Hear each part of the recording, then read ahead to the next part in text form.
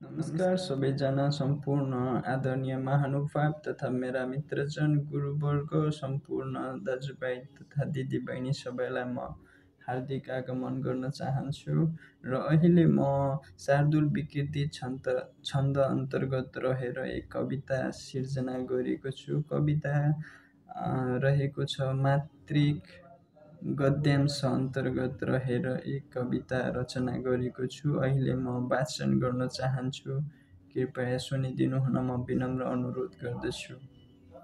मेरो कविताको शीर्षक रहेको छ मेरो देशको राजनीति। पृथ्वीका अनेक जीवहरूमध्ये मानव सर्वश्रेष्ठ मानिन्छ। दानवी सोचलाई पनि भगवानको विचारमा ठानिन्छ। इतिहास पढ अनेक फुलको फुलबारी बनाए।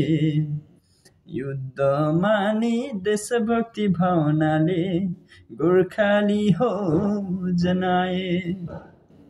एकीकरणको निमित्त राजाको सुरुवात नि गरे।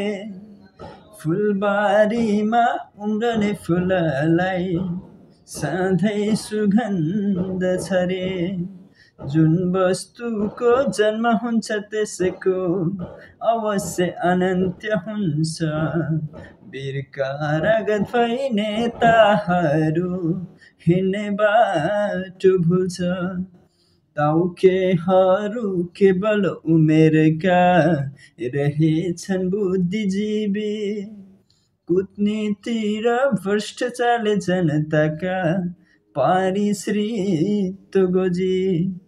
साझा सम्पत्ति जनताका पसिना समेटी भर्यो झोली।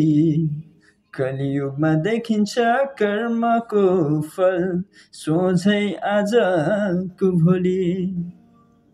ईश्वरले दिन्छ तलाई सजाय पक्कै नर्कको बाटो।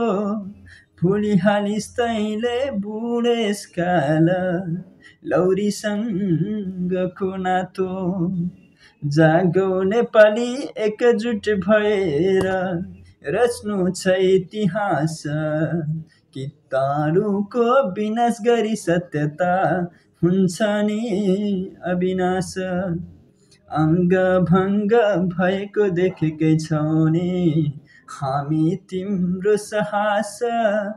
बाँच्नका लागि सङ्घर्ष र सत्यता घाँस बास कपास।